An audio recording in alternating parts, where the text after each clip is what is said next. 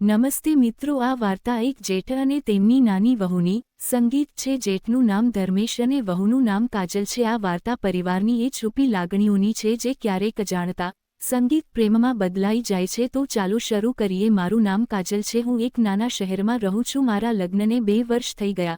સંગીત છે મારો પતિ. વિશાલ ખૂબ જ સારા માણસ છે, પરંતુ તે હંમેશા પોતાના બિઝનેસમાં વ્યસ્ત રહે છે. ઘરમાં મારા સંગીત, સાસુ સસરા જેઠ ધર્મેશજી અને જેઠાણી છે. ધર્મેશજી મારા જેઠ છે એટલે કે વિશાલના મોટા ભાઈ. તે મારાથી ઉંમરમાં 10 વર્ષ મોટા છે, પણ દેખાવમાં ખૂબ જ આકર્ષક છે. ઊંચું કદ, મજબૂત શરીર અને એવી સ્મિત જે કોઈનું પણ દિલ જીતી લે. સંગીત એકવાર જેઠાણીજી થોડા દિવસો માટે પિયર ગયા હતા અને સાસુ સસરા ગામડે ગયા હતા. ઘરમાં માત્ર હું, વિશાલ અને જેઠજી જ હતા.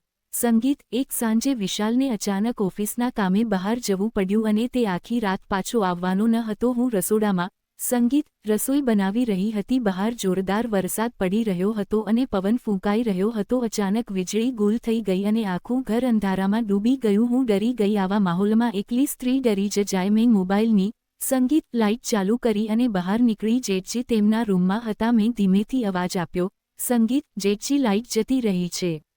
તે તરત જ બહાર આવ્યા. તેમનો શર્ટ ભીનો હતો. કદાચ તે બાલ્કનીમાં ઊભા હતા. તેમણે કહ્યું, કાજલ, ડરીશ નહીં, હું મીણબત્તી સળગાવું છું. તે મીણબત્તી લઈને આવ્યા અને મારી પાસે સંગીત બેઠા. અમે બંને સોફા પર હતા. વરસાદનો અવાજ વધી રહ્યો હતો.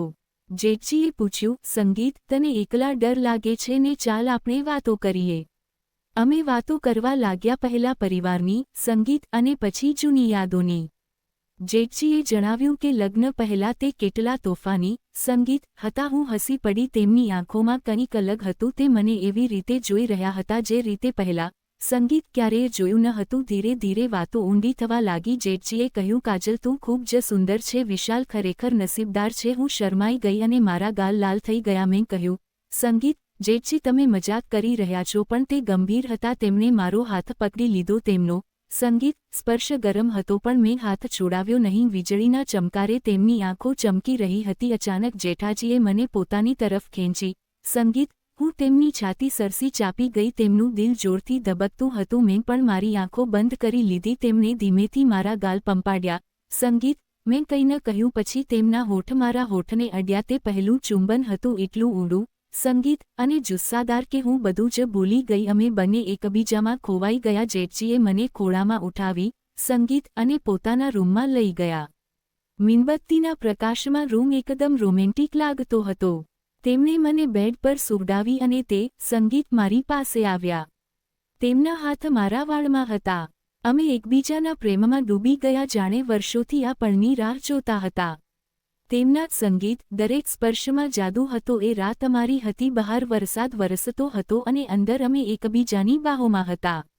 જેઠજીએ જે પ્રેમ આપ્યો તેની મેં ક્યારેય કલ્પના સંગીત પણ નહોતી કરી. અમે કલાકો સુધી સાથે રહ્યા અને સવાર સુધી ઊંઘી ન શક્યા. બીજી સવારે વિશાલ પાછો આવ્યો. બધું સામાન્ય લાગતું હતું, પણ જ્યારે મારી અને જેઠજીની નજર મળતી ત્યારે કંઈક અલગ જ વાત થતી. જેઠાણીજી સંગીત પણ પાછા આવ્યા, પણ હવે અમારી વચ્ચે એક રાજ હતું. અમે ક્યારેક રસોડામાં તો ક્યારેક છત પર છુપી રીતે મળતા. જેઠજીનો પ્રેમ મારા માટે સર્વસ્વ સંગીત બની ગયો હતો. વિશાલને ક્યારેય શંકા ન ગઈ. જેઠજી કહેતા, કાજલ, આ સંબંધ ખોટો છે, પણ દિલ માનતું નથી.